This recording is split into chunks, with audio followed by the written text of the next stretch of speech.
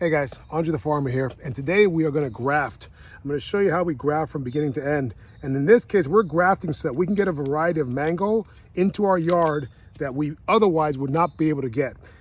This is a branch from a tree that a friend of mine grew from a seed. He's had it for 20 years. The tree is like 50 feet tall, and it's a Bombay mango seedling. And the fruit that it produces now, he has named Mark Anthony. So this is a Mark Anthony scion from his tree. We're gonna graft it onto this Kerry mango tree. And we're gonna cut this right here. So we wrap this up with our buddy tape. We found a part where we have pretty equal size pieces that match up well. And the buddy tape just keeps the moisture in so we don't lose the moisture. And we're just gonna cut a wedge on this side here.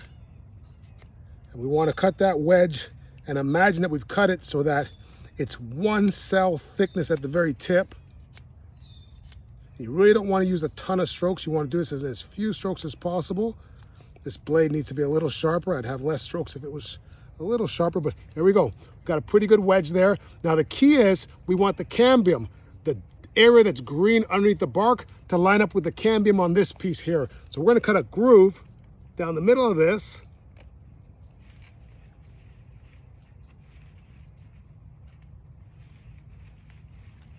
Probably about maybe a little less than an inch. And we're going to insert our wedge into that groove. And if we've got a good match on both sides, which I think we do, there's no daylight in between here at all.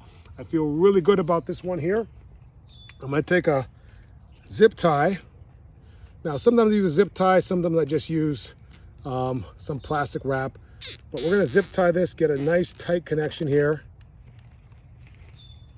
We don't have to pull it super hard. We just want to have constant contact between those two pieces.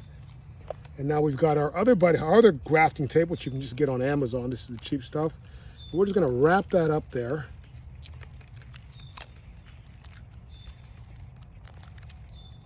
And that's just going to keep our moisture in. Now we've done a branch deliberately that is kind of in the shade.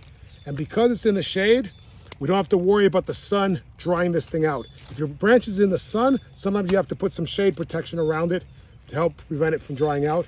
But all we're gonna do is just wrap this up a few times, get this good and tight here.